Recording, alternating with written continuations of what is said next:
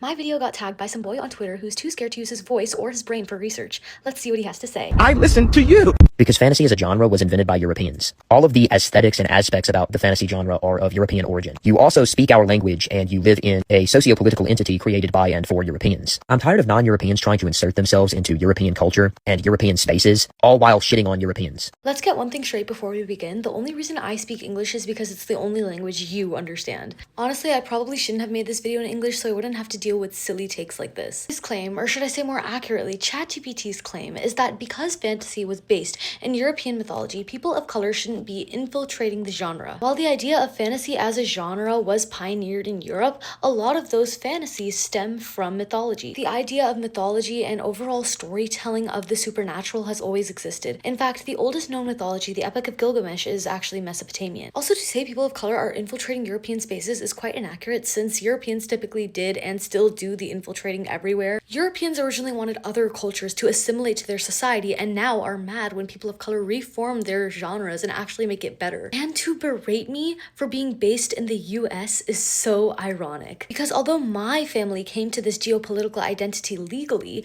Europeans broke their own treaties and stole Native American land to have this geopolitical identity. And somehow when I abide by the colonizers' rules, it is my fault. And lastly, if you think that people are trashing on European spaces, the Europeans shouldn't have tried to infiltrate every space in the world to begin with. I'm grateful to live in a society where I know that authors of color have a chance at becoming a successful author. And as someone who's actually read their sources instead of using AI, I can assure you that reading diversely instead of the constant traditional European folklore-based fantasy is a good thing. And I'm not saying I don't enjoy European-based fantasy.